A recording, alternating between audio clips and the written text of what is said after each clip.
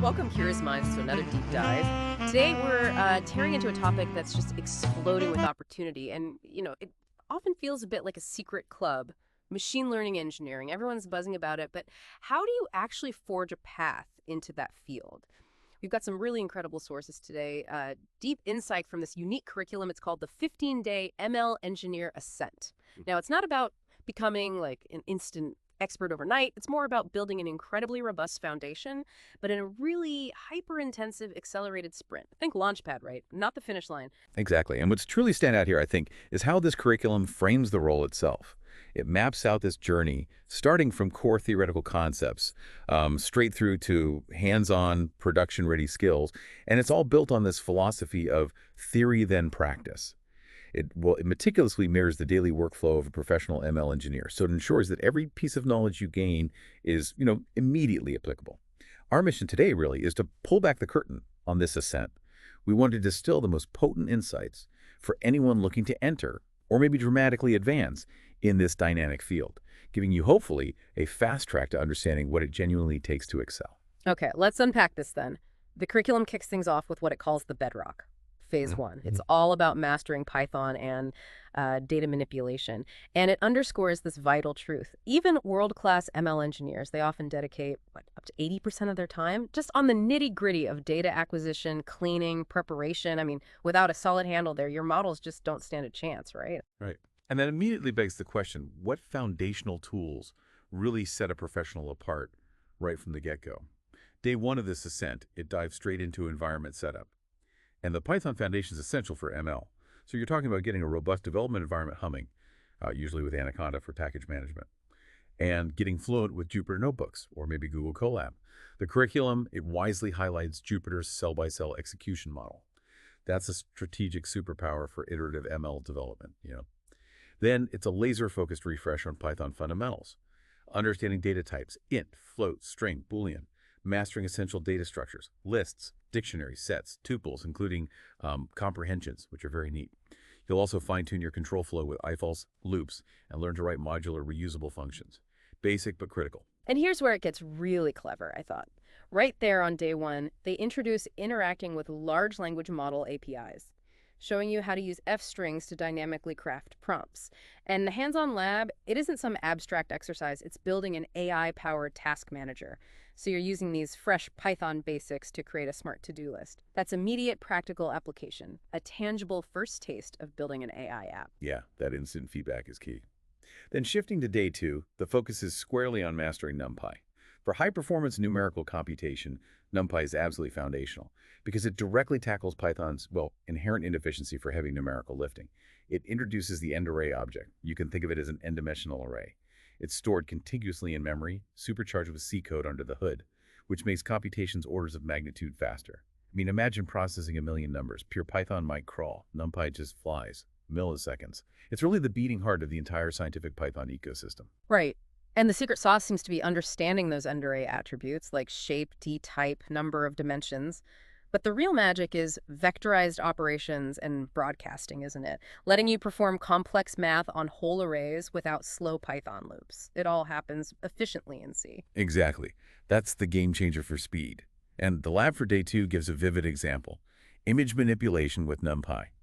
You actually treat images as these vast 3D NumPy arrays. You'll apply slicing to crop them, use powerful Boolean indexing to modify specific parts like changing pixel colors based on certain conditions, and perform vectorized operations to adjust brightness or convert to grayscale, maybe using mp.dot for matrix multiplication.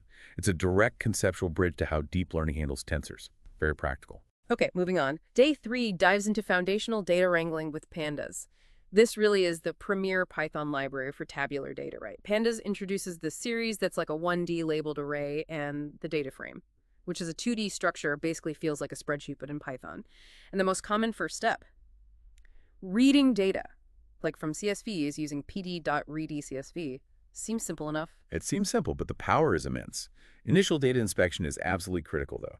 Pandas gives you indispensable methods like .head to peek at the top rows, .info for a quick summary of types and nulls, .describe for statistical overviews, and .shape to see the dimensions. But the real skill, I'd argue, comes with mastering indexing, selecting, and assigning data.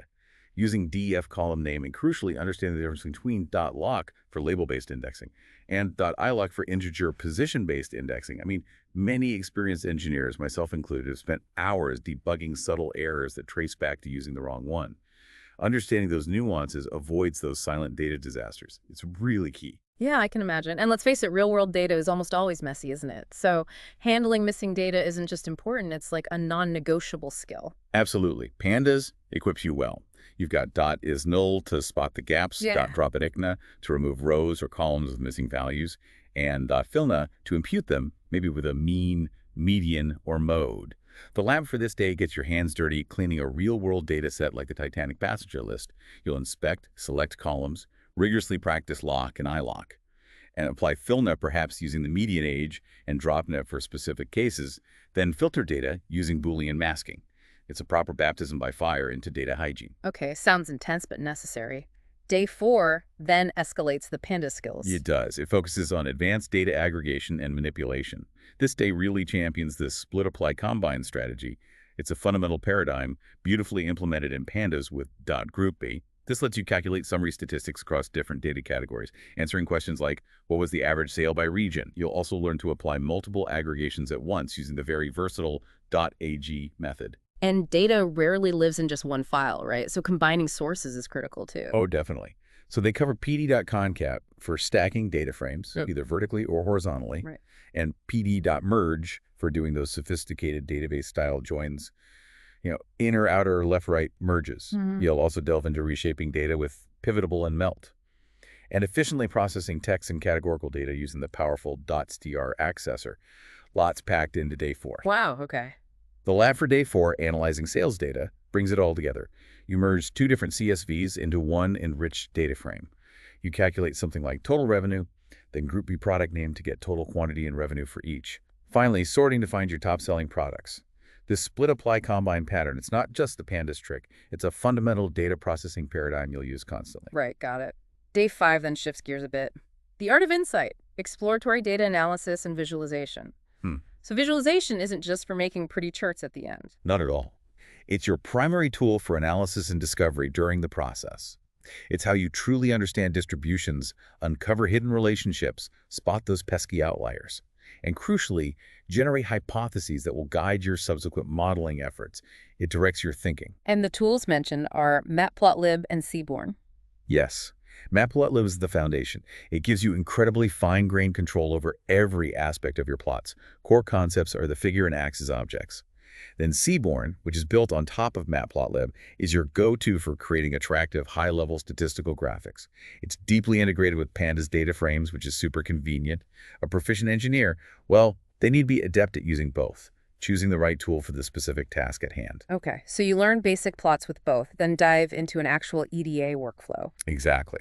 Starting with univariate analysis, think histograms for distributions, box plots for outliers, then moving to bivariate analysis, scatter plots for relationships, heat maps for correlations. And all the while, you're constantly formulating pointed questions as you explore the data. It's an active process. Makes sense. The culminating lab for Phase 1 is a full EDA on the housing prices dataset. Yeah. Here, you'll load it, meticulously clean it, analyze variable distributions. You'll use SNS.boxplot to pinpoint outliers, calculate and visualize intricate correlation matrices with SNS.heatmap, and craft targeted scatter plots to test your hypotheses. This experience, it doesn't just build technical skills, it truly develops that analytical mindset needed to guide every subsequent modeling decision. So to really summarize Phase 1, it's about equipping you with the ultimate data toolkit.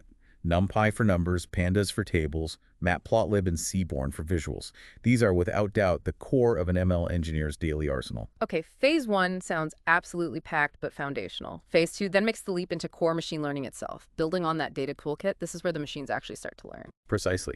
And what's truly fascinating here is the emphasis on intuitively grasping the underlying math. It's not about rigorous proofs you might see in a pure math course. It's about building a practical understanding that directly connects the math to how the ML functions actually work. So day 6, the bedrock of ML foundational math and model validation, ensures you get this intuitive grasp. Linear algebra, seeing vectors as data points, matrices as ways to transform data, understanding dot products, eigenvectors for things like PCA, calculus with derivatives as slopes, gradients showing the steepest descent, which leads directly into gradient descent. That's the workhorse optimization algorithm guiding your models. Think of it like iteratively taking tiny steps down a complex landscape, always trying to find the lowest point of a loss function valley. And probability and statistics, well, they provide the language to quantify uncertainty and summarize vast data sets. And then there's the big one, the elephant in the room, overfitting. This sounds like it's arguably the most critical practical concept to get right. Absolutely. It can make or break any ML project. It's when your model learns the training data too well. It absorbs not just the real patterns, but also all the random noise, which makes it totally useless on new, unseen data. It fails to generalize. So the burning question is, how do we fight this? How do we combat this invisible enemy? Right, and this is exactly where robust model validation strategies become your shield. The train-test split is the fundamental technique. Your data gets meticulously partitioned. Into a training set, that's what the model learns from. A validation set for tuning hyperparameters without biasing your final evaluation, and a sacred test set held out strictly for the final, unbiased performance check. Scikit-learn's train-to-split function makes this process elegantly simple. Okay, that sounds straightforward, but sometimes you need more certainty. Exactly.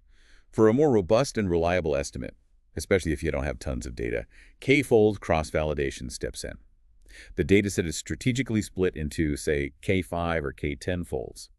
The model is then trained K times, each time holding out a different fold for testing. Averaging these K-scores gives you a much more stable estimate of your model's true performance and, importantly, its variability. It directly mirrors the scientific method, ensuring your results are repeatable and trustworthy.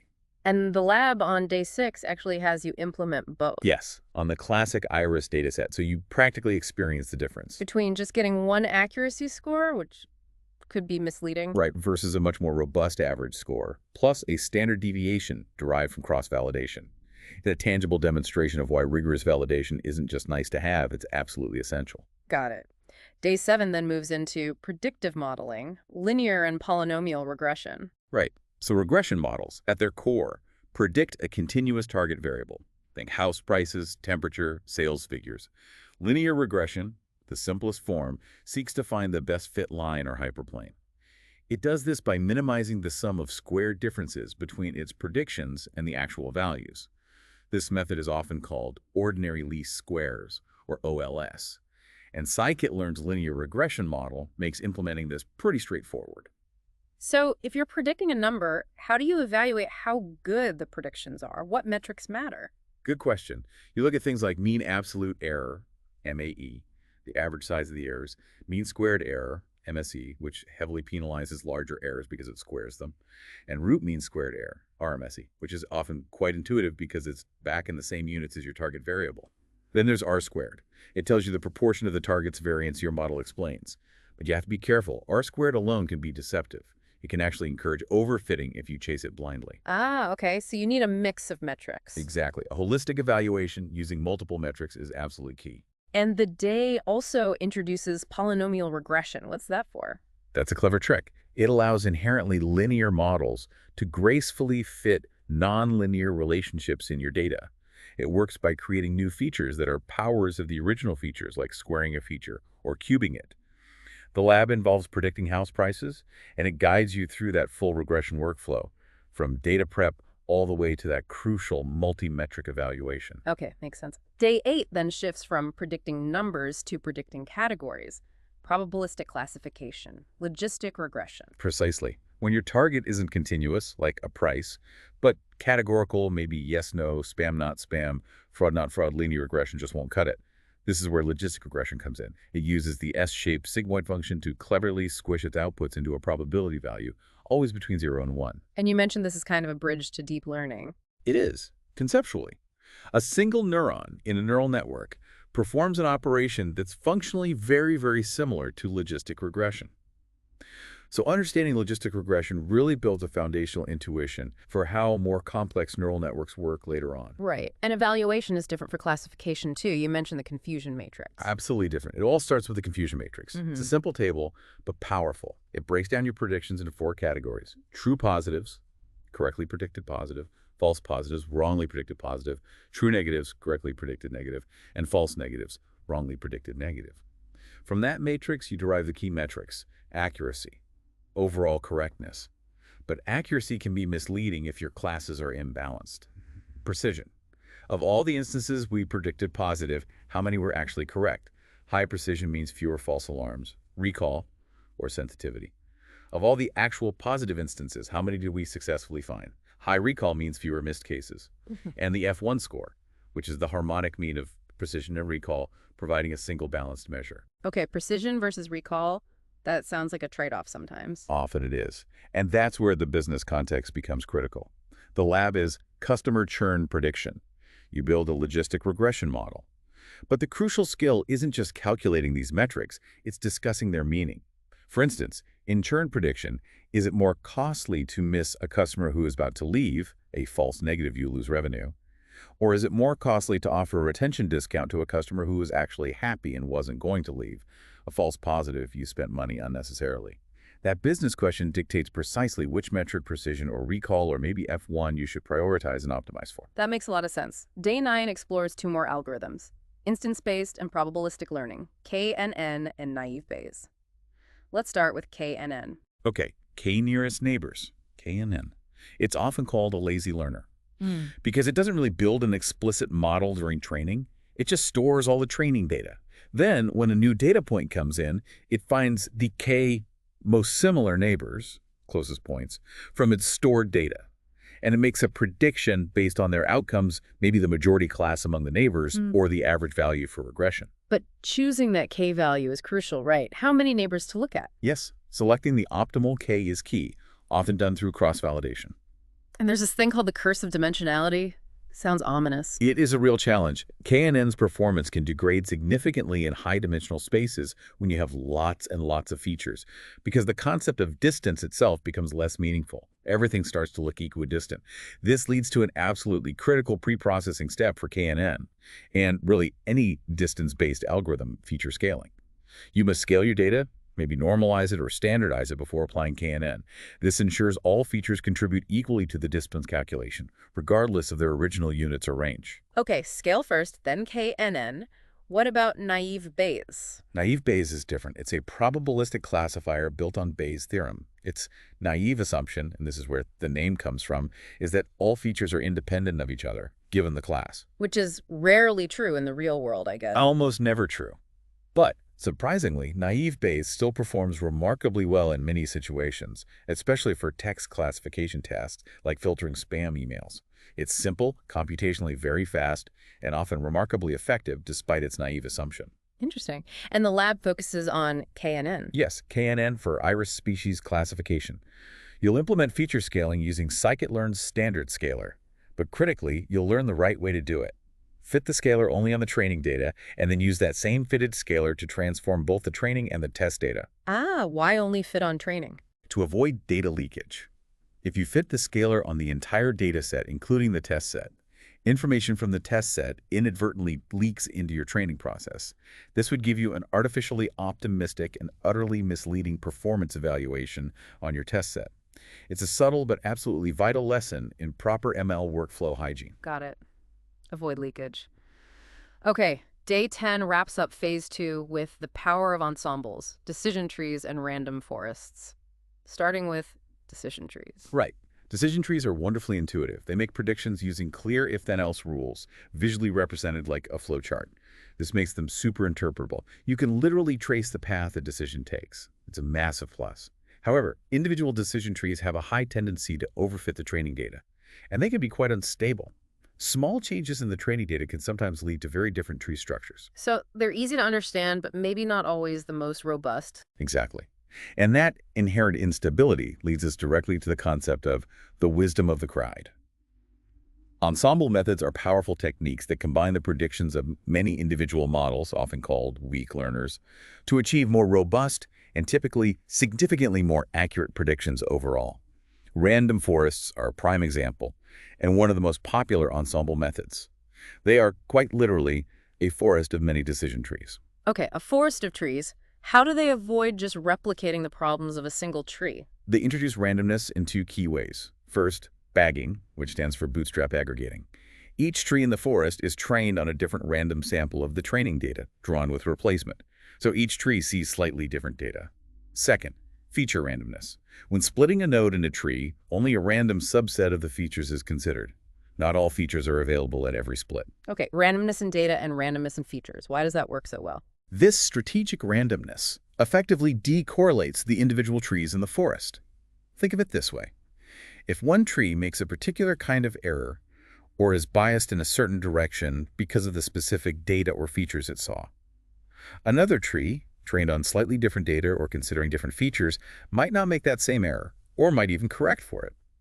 These individual errors and biases tend to cancel each other out across the entire forest. The result: significantly reduced overfitting compared to a single decision tree. Random forests are usually very accurate, often among the best out-of-the-box classifiers. But there's a trade-off. You mentioned interpretability earlier. Yes, that's the main trade-off. While a single tree is easy to interpret, understanding the combined decision of hundreds or thousands of trees in a forest becomes much harder. They tend to act more like a black box. Makes sense. You gain accuracy and robustness, but lose some transparency. Precisely. And the lab on decision tree versus random forest provides a direct hands-on comparison. You'll train both on a dataset that's known to be prone to overfitting, maybe something like the Pima Indians diabetes dataset, and you'll witness firsthand how the single decision tree likely overfits, showing high training accuracy but significantly lower test accuracy. While, in stark contrast, the random forest generalizes much better, achieving training and test accuracies that are much closer together. It's a really powerful, practical demonstration of how ensemble methods combat overfitting. So to kind of wrap up phase 2, you've explored these core supervised learning algorithms: linear regression for numbers, logistic regression for probabilities and categories, KNN for intuitive distance-based learning, and decision trees random forest for interpretable or highly accurate rule-based modeling. Each has its unique strengths, weaknesses, ideal use cases, and underlying assumptions. It's about building that mental toolkit. Fantastic overview. Okay, phase 3. This sounds like where it really elevates from modeling basics to more advanced techniques and, crucially, deployment readiness, getting closer to the actual engineer part of ML Engineer. Exactly. We shift paradigms again here, moving into unsupervised learning. These are fascinating algorithms that work with data without any pre-existing labels. The goal isn't prediction based on past examples, but discovery, finding hidden structures, patterns, relationships within the data itself. Day 11 is dedicated to uncovering structure, k-means clustering, and PCA. Okay, k-means clustering. I think I've heard of this one, grouping similar things together. That's the essence of it. K-means is a cornerstone algorithm for partitioning your data into a specified number, k, of distinct clusters. It's an iterative process. It starts by guessing k-centroid locations, then assigns each data point to the nearest centroid. Then it recalculates each centroid's position as the mean of all the points assigned to it. And it repeats this assignment and update step until the centroids stabilize. But the big question always seems to be, how do you pick k? How many clusters should you look for? Yes, the age-old question. There's no single perfect answer, but a common heuristic is the elbow method. You run k-means for a range of different k values, say k2, 3, 4, up to 10 or more. For each k, you calculate the sum of squared errors, SSE, within the clusters, basically, how tightly grouped the points are. Then you plot SSE against k. You typically look for an elbow point in the plot, where the rate of decrease in SSE sharply flattens out. This suggests that adding more clusters beyond that point isn't significantly reducing the within-cluster variance. You're hitting diminishing returns. Okay, the elbow method. And k-means is good for things like customer segmentation. Exactly. Customer segmentation is a classic use case. Also, grouping similar documents, identifying anomalies, image compression. It's very versatile. All right. And the other technique on day 11 is PCA, principal component analysis. Sounds complex. It can seem that way, but the core idea is powerful. PCA is arguably the most widely used dimensionality reduction technique. It's a way to transform high-dimensional data with maybe hundreds or thousands of features into a much smaller set of new features. These new features are called principal components, and the key is that they're constructed to retain as much of the original data's variance or information as possible. So fewer features, but keeping most of the important information. How does it find those components? Intuitively, you can think of PCA as finding a new coordinate system for your data. Imagine your data points form a kind of elongated cloud in high-dimensional space. PCA finds the directions of maximum variance through that cloud. The first principal component, PC1, is the axis along which the data varies the most. PC2 is the axis, perpendicular to PC1, that captures the next most variance, and so on. Mathematically, these new axes turn out to be the eigenvectors of the data's covariance matrix. Okay, eigenvectors. Getting a bit technical there, but why is this useful? Several reasons. It's invaluable for visualizing high-dimensional data. You can often capture most of the variance in just the first 2 or 3 principal components, allowing you to plot complex data in 2D or 3D. It can also significantly speed up other machine learning algorithms by reducing the number of input features they need to process.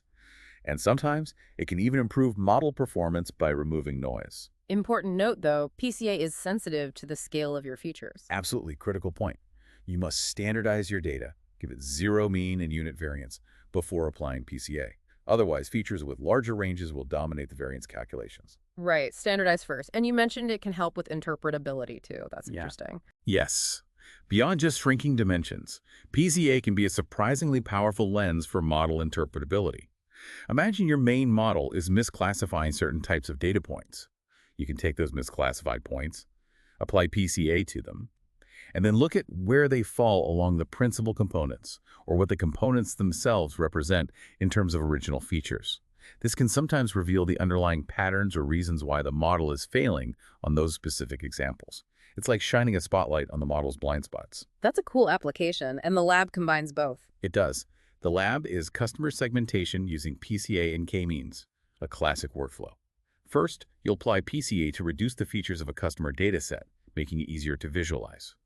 You'll plot the data in 2D using the first 2 principal components. Then you'll use the elbow method on the reduced data to find the optimal K for k-means clustering. And finally, you'll revisualize the 2D PCA plot, but this time with the points colored according to their assigned k-means cluster. This often reveals distinct, actionable customer groups that were hidden in the original high-dimensional data. Very practical. Okay, day 12 moves into really high-performance territory. Competitive edge. Gradient boosting with XGBoost and late GBM. Sounds like serious stuff. It is. We're now talking about advanced ensemble techniques that have really dominated structured data machine learning competitions for years. Gradient boosting machines, or GBMs. Now remember, random forests build trees in parallel and independently. Right. GBMs work differently. They build trees sequentially. Each new tree is specifically trained to correct the errors made by the ensemble of trees built so far. So each tree learns from the mistakes of the previous ones. Precisely. It's a relentless, step-by-step process of reducing the residual errors. It's a boosting process. Okay, and XGBoost and light GBM are specific types of GBMs. Exactly. They are highly optimized, industrial-strength implementations of the gradient boosting idea. For a long time, XGBoost, extreme gradient boosting, was the dominant algorithm. It's a true powerhouse. It offers innovations like parallel processing during tree construction, built-in regularization like L1 and L2 to prevent overfitting, sophisticated ways of handling missing data, and tree pruning techniques. But then Microsoft Research introduced light GBM, light gradient boosting machine. And light GBM has often surpassed XGBoost, particularly in terms of speed and memory efficiency, especially on really massive data sets. How does light GBM achieve that speed up? It uses some clever technical innovations. 2 key ones are histogram-based binning of continuous features, which is much faster than sorting for finding splits, and leaf-wise tree growth instead of the traditional level-wise growth. This allows it to converge faster, though sometimes carries a slight risk of overfitting if not tuned carefully. Interesting. So this evolution from basic GBMs to XGBoost and light GBM, it highlights a trend. It really does. It highlights the critical coevolution of algorithms and system hardware and the increasing importance of computational efficiency. In a fast-paced business setting, a model that's maybe 1% less accurate on some benchmark but trains 10 times faster, that's often far more valuable. Why is that? Because it enables incredibly rapid iteration. You can experiment more, tune hyperparameters faster, deploy updates more frequently. That speed translates to faster insights and quicker time to market for ML-powered features. Efficiency becomes a competitive advantage. Makes total sense. Faster iteration is key. And the lab lets you compare them directly. Yes. The lab benchmarking XGBoost and light GBM offers that direct experience. You'll train both models on a reasonably sizable dataset, you'll meticulously time their training processes, and then compare their performance metrics. It allows you to witness firsthand their differences, not just in accuracy, but crucially, in training speed and resource consumption. Excellent. Day 13 then makes the jump to the really big buzzword. Introduction to deep learning. Building your first neural network. Indeed. Deep learning fundamentally involves using artificial neural networks, ANNs, with multiple layers, hence the term deep, to learn incredibly intricate patterns, typically from vast amounts of data. The fundamental building block, the simplest unit, is the artificial neuron, sometimes called a perceptron. And as we touched on earlier, at its core, it performs an operation strikingly similar to logistic regression.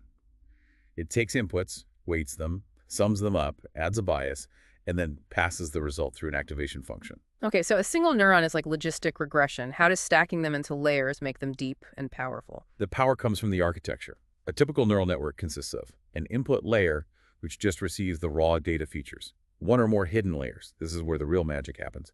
Each layer learns progressively more complex representations or combinations of the features from the previous layer, and an output layer, which produces the final prediction, for example, class probabilities for classification, a continuous value for regression.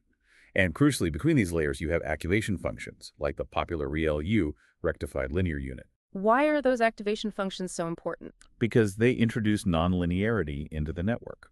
Without nonlinear activation functions, no matter how many layers you stack, the entire network would mathematically collapse into just performing a single, simple linear transformation.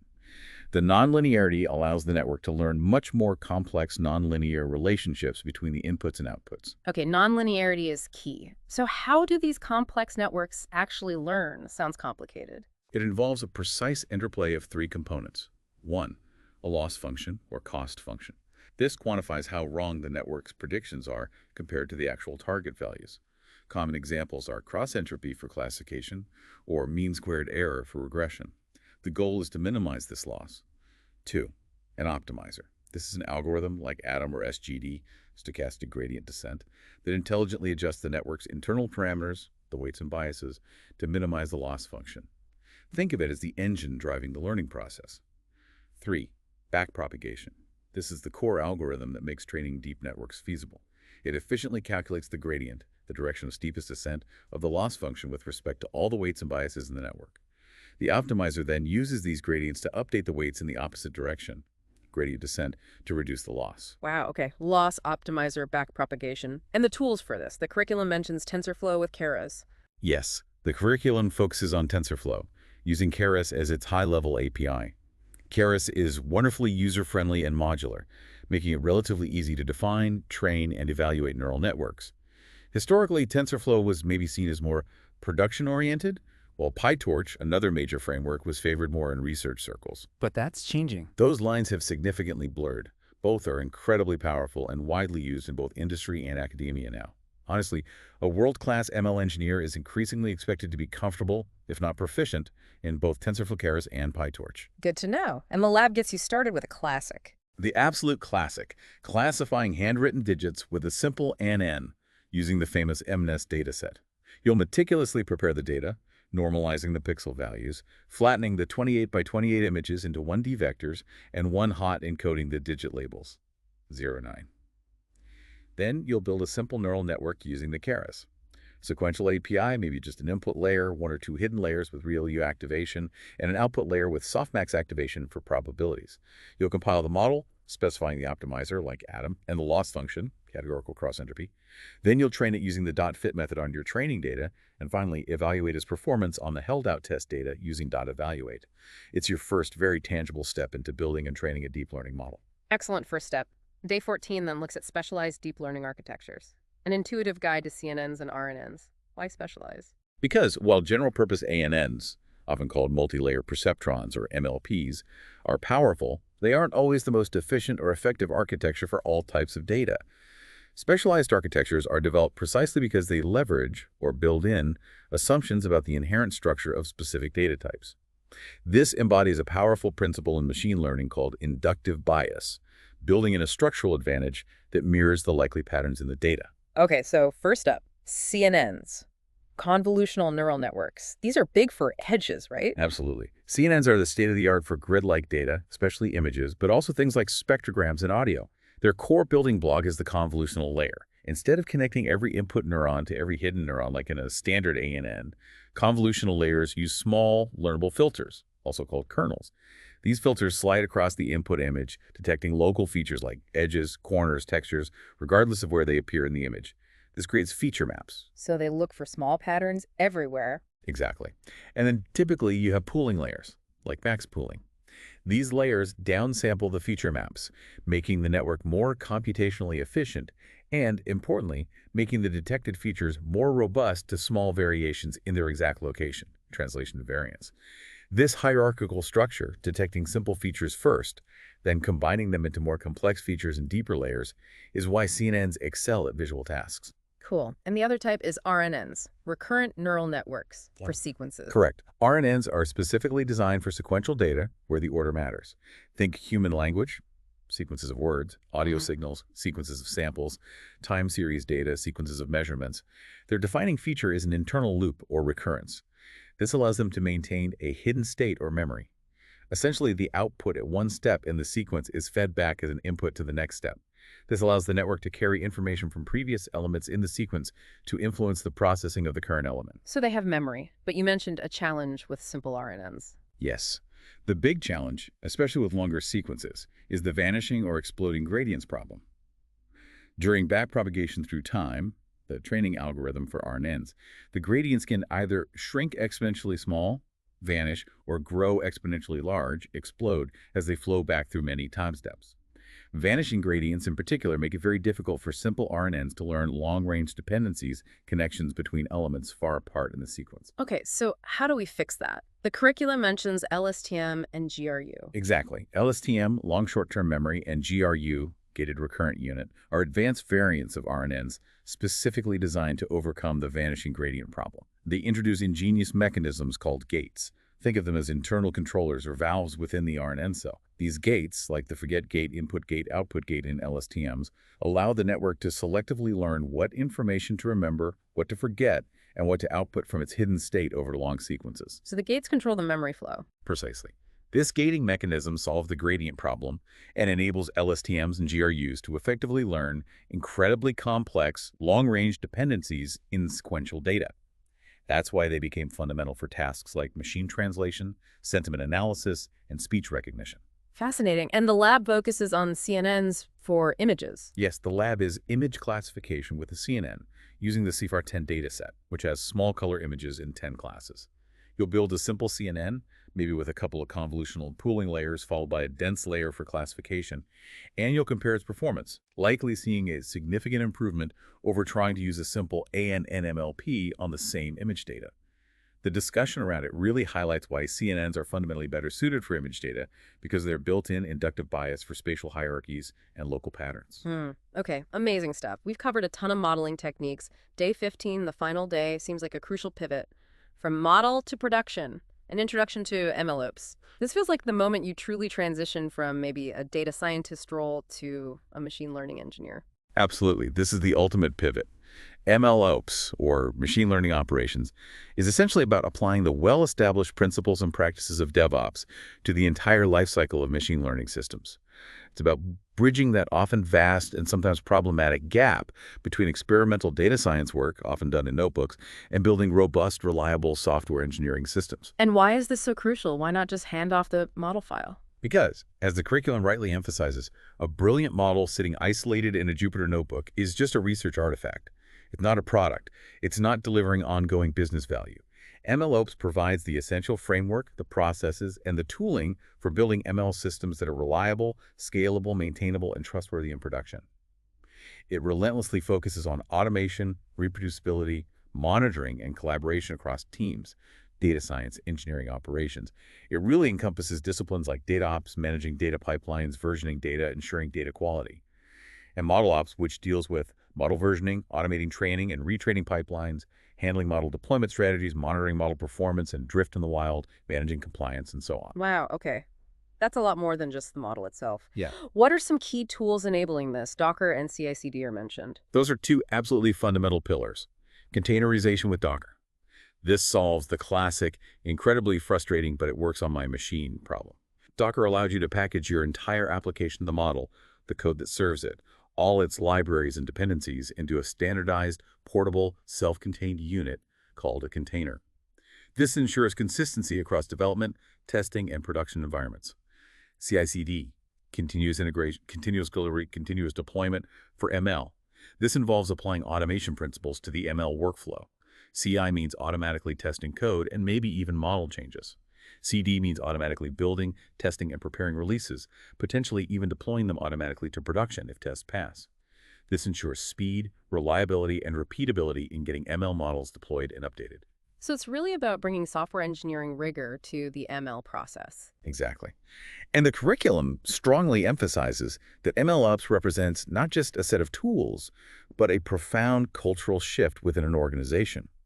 The ability to build a robust system that can reliably deploy a model, vigilantly monitor its performance, detect drift or degradation, and automatically retrain and redeploy it when needed. That capability is often far more valuable to a business in the long run than just squeezing out an extra 0.5% of accuracy from a model that's difficult or impossible to actually put into production and maintain effectively. It's about sustainable impact. That's a really important point. Operationalizing the model is key. And the final lab sounds incredibly practical. It is. Containerizing and serving a scikit-learn model. This is a huge first step into MLOps territory. You'll train and save a simple scikit-learn model. Then you'll use Flask, which is a lightweight Python web framework, to create a simple web API endpoint that can receive data and return predictions from your loaded model. And crucially, you'll write a Docker file. This is like a recipe that tells Docker how to build a container image.